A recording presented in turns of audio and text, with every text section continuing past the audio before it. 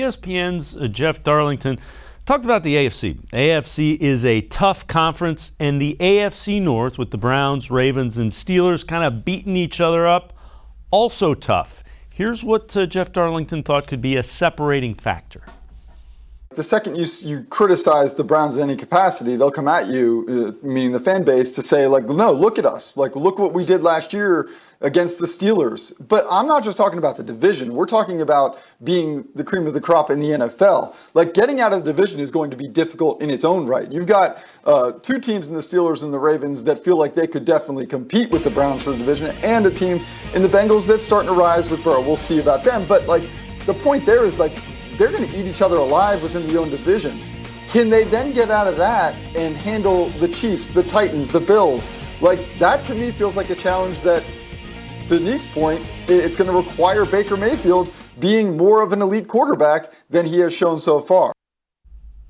Let's bring back in Mary Kay Cabot. Mary Kay, I think that's a valid point, but I also think, as we talked earlier, Baker's set to do that this year.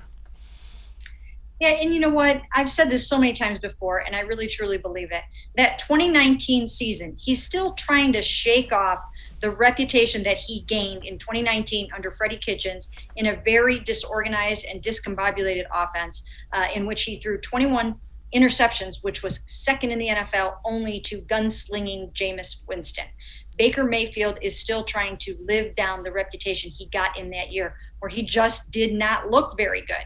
And it's almost like people gloss right over what he did in the second half of last season to get this team into the playoffs and to win their first playoff game in how many ever years. So, he has some of that to overcome.